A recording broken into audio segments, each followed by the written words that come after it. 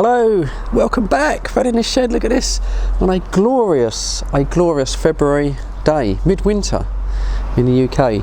Just waiting for the next storm Dennis, to appear, which might create another video. Can you believe it? All I'm doing is videos on bloody storms. I can't believe it. It's one a week. Right. Focus of this video is that since I did the last video on Storm Kiera and how it whipped around the Antron 99, I've had a couple of people inquire about my base station antenna and also the setup and what is involved in setting one of these up, why I've chosen the Antron 99 over, say, a Silver Rod or a Stereo Game Master or a Stereo 2016, why I went for the Antron. And basically, to answer that is, for me, it's purely a discrete antenna. It's quite a short antenna, especially if you fit the fire up kit at the top there, which really kind of stiffens the antenna up. Before that, it kind of whips in sort of an S shape, but it makes it quite short, and that makes it quite discreet. You can get the ground plane kit, which puts radials coming out of the antenna. Again, that might or might not improve your receive for ground wave, but again, I haven't done that because I like to keep the antenna very discreet. And if I pan around, you'll see that unfortunately I am completely surrounded by houses on this estate.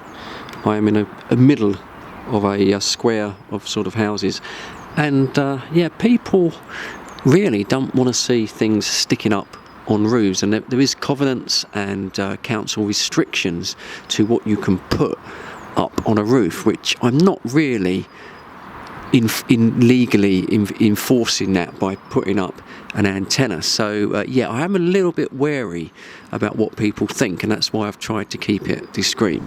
So yeah, I'm very aware of that. So when I put the antenna up, I wanted a very discreet antenna. I knew if I put up a great big Game Master or say a 2016 with the radials, I would get problems. I would get a knock on the door, a letter from the council. So that's really why I chose the Antron 99. I did have a Silver Rod before that, and that was okay. That was just a little bit longer, but that started to bend just in the normal wind, even before we've had all of these storms.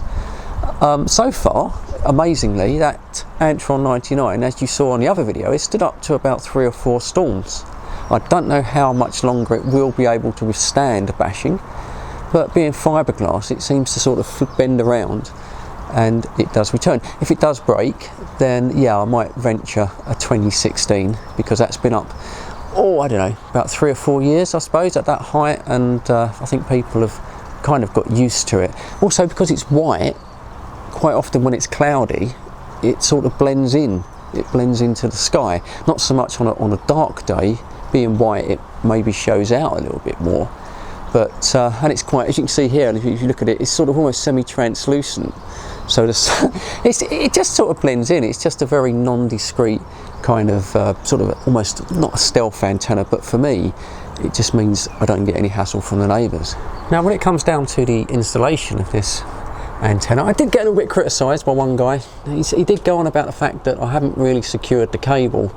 If you look, when you go up past that joining section there, you'll see there's a series of the cable is completely unsecured, and he thought that was a little bit sloppy and I should have taped that. And yeah, I think that's a fair criticism if you don't understand what's sort of going on. And and at this stage, I'd like to say, I'm just a guy in a shed. I'm just a real amateur when it comes down to CB, when it comes down to mounting areas. I've had no training. I've not done any exams.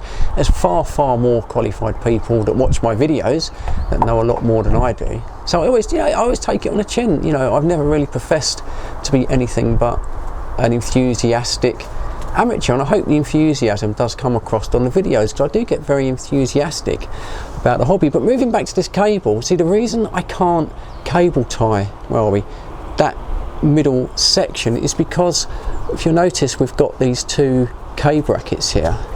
Well, the way that I get the antenna down is the whole thing slides down all the way down to this base here, where I've got all of this junk at the moment, and then I secure it on a cast iron umbrella stand, and then from there I'm able to tip the whole antenna over, and I will just put in a little clip that you can watch.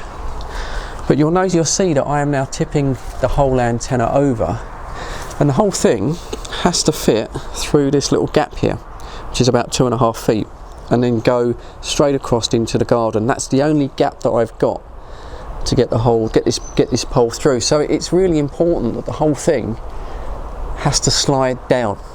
I do have to go up and undo the top bracket when we get to the joiner.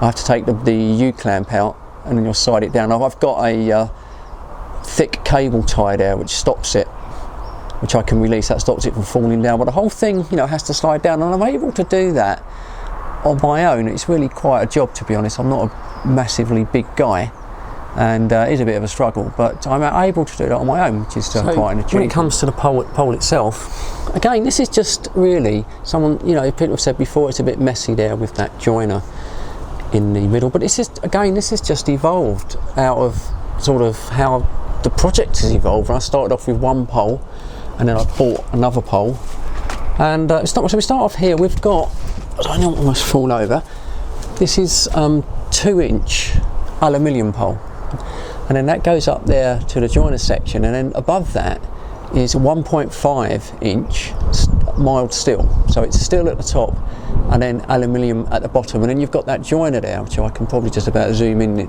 on, hopefully. There you go. So you've got that joiner, and never rely just on the 10mm bolts that are holding that together. That has been drilled, and that has been separately screwed permanently into both sections of the pole, because you would have seen in that last video with the storm how that was getting whipped around. So it's basically 2-inch aluminium pole, then it goes into 1.5. I think this is 3 metre, and then the 1.5 is 2 metre. So it does look a little bit awkward. It's not the prettiest, installation of an antenna. Like I say, I'm only really an enthusiastic amateur, but it does seem to work, and it does seem to sort of take a lot of the strain out of the torque of the wind when the wind blows. And I saw on the last video, I think that proved its worth.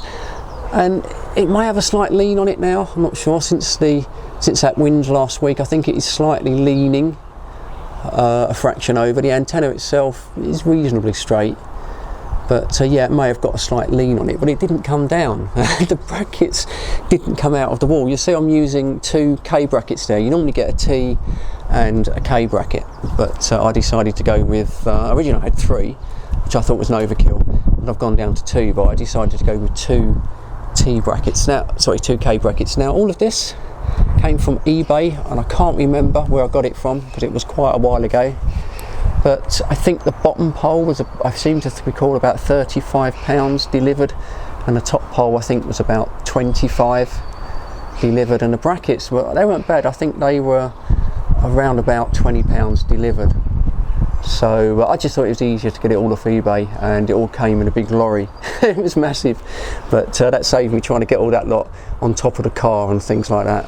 So there you go, that's it. I just thought, I'd basically sort of go through it. Not the best antenna setup in the world, but it does seem to work, and it gets me out really quite well, and I don't think there's any real necessary need to take it up any higher. Once you sort of clear the roof line, you get it away from the most of the noise. It still gets a little bit of noise, especially on FM, but there's no real point in going any higher, and the whole thing then becomes even more sort of unstable, if you like.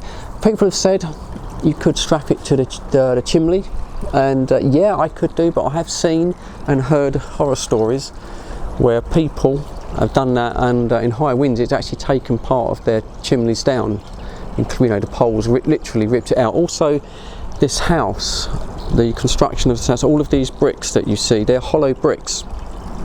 It's a bit weird, but when you drill into them, they've actually got 3 sort of hollow sections. So if you're not careful, you can, which when I did that one there, I did actually drill into the bricks at the top, and you can split the bricks, which is not a good thing. So I have to be really, really careful, and that's why on the people have commented on this before, but when I did the K brackets on the side there, I had to drill into the pointing, which isn't ideal, but I just couldn't risk splitting the bricks with the 13mm bolts, so I did have to go into the pointing. It hasn't come out yet. People have said that it will come out, and yeah, they might be right. Again, you know, I'm not 100% sure that was the best way to do it, but to be fair, at the moment there's been no movement at all, and I haven't broken any bricks and sort of damaged the sort of water course, if you like. I don't want any dampness getting into the house itself. So there you go, that's my antenna. We've got Storm Dennis coming up. I'm hoping it's not going to be as bad as the last one, and I'm hoping it's going to survive, and I hope all your antennas survive. And yeah, you know, keep the comments coming in. You know, even if they're criticisms, as I say, I take it on the chin. What I do, I'm only learning. I've only been on a few years, and I know a lot of you guys know a hell of a lot more than me. So yeah, I do take criticisms on the chin. You know, quite often you're pretty much nearly always right. I'm just a guy in a shed that's just perhaps a bit too over enthusiastic sort of sometimes about the hobby, but there you go. Anyway, where is it? There's the old thumb there, there's the old thumb from Fred. Cheers, thanks for watching, and yeah, catch you on the next one.